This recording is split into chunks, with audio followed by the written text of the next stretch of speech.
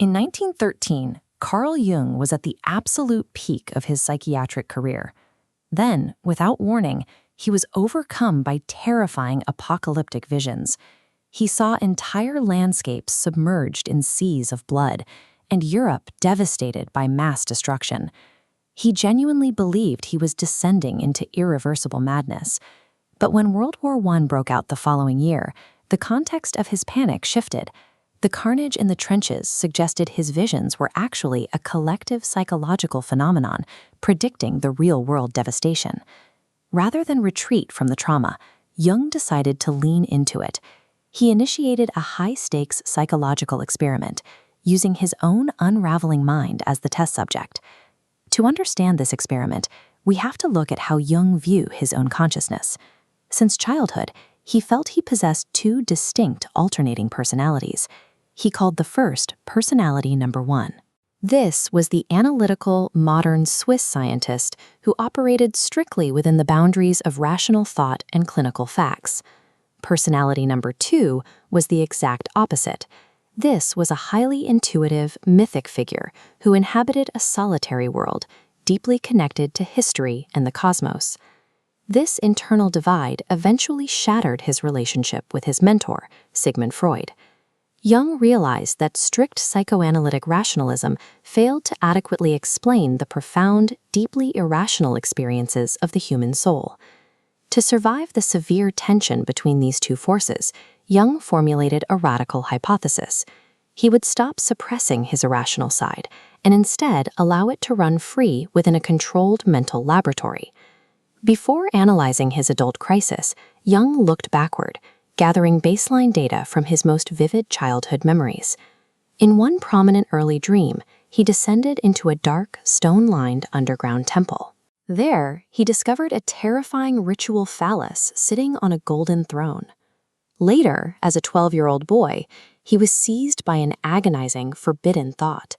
He envisioned God sitting on a throne high in the sky, dropping an almighty turd that shattered the roof of the Basel Cathedral. These experiences proved to Jung that a powerful, living psychological force operated completely outside the safe, predictable boundaries of conscious logic and organized religion.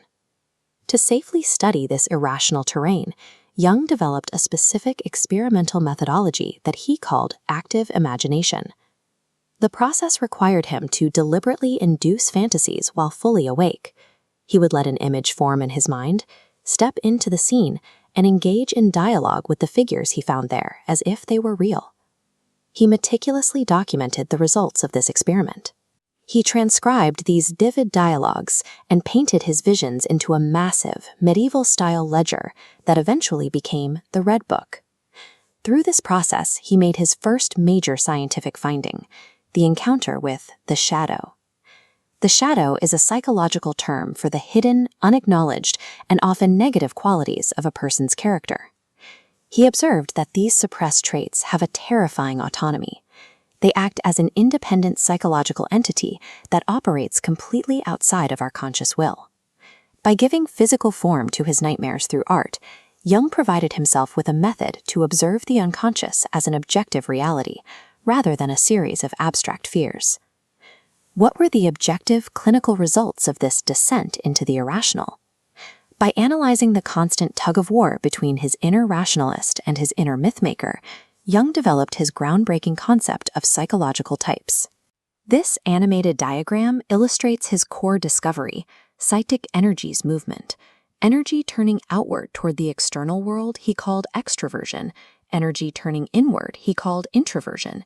He further subdivided these attitudes by cognitive functions, like thinking versus feeling, creating a comprehensive structural model of human personality. His terrifying, deeply personal art experiment directly birthed the foundational categories used in modern personality science. This structural map of the mind allowed Jung to articulate the broader purpose of his experiment, the process he called individuation.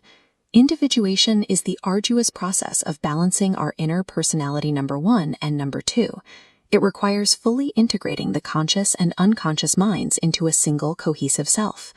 Jung concluded that psychological maturity requires an active engagement with these irrational internal forces, rather than their dismissal by logic.